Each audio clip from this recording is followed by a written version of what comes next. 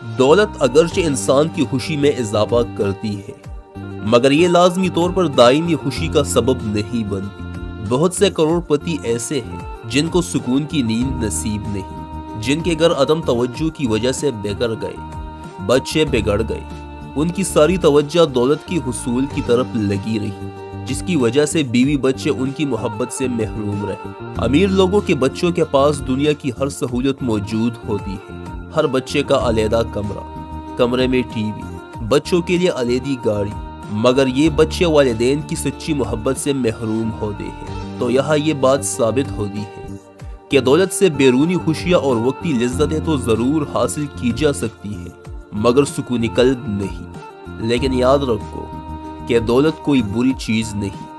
हलाल दौलत अल्लाह ताला की बहुत बड़ी नेमत है। पैसों के बगैर कोई भी काम मुमकिन नहीं।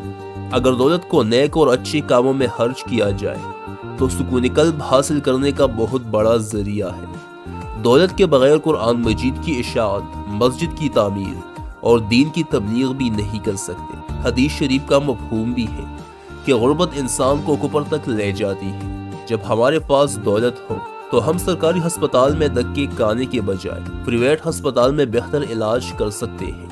इंसान तब हज अदा कर सकता है जब उसके पास दौलत हो, ज़कात तब अदा कर सकता है जब उसके पास दौलत हो, सदकात तब दे सकता है जब उसके पास पैसे हो। और सदकात की इस्लाम में बहुत फजीलत बयान की गई है। आप मुआशरे में गरीबों के लिए तब आसानी पैदा कर सकोगे जब आपके पास पैसे हो। ये पैसा ही था जिसकी वजह से हजरत उस्मान रज़ी अल्लाह ताला अन्हु ने मदीना में यहूदी से कुव्वा खरीद कर मुसलमानों के लिए वक़्फ़ कर दिया। यानी दौलत बज़ाते खुद कोई अच्छी बुरी चीज नहीं। दौलत को इस्तेमाल करने वाला अच्छा बुरा होता है। दौलत का मुनासिब इस्तेमाल न सिर्फ इंसान को ज़हनी व क़ल्बी सुकून देता है, बल्कि जिंदगी में बरकत लाता है और जन्नत में आला मुकाम भी देता है। हलाल दौलत अल्लाह ताला की बहुत बड़ी नेमत है, जबकि हराम दौलत बहुत बड़ी लानत है। अल्लाह हम सबको हलाल दौलत नसीब अता फरमाए, आमीन।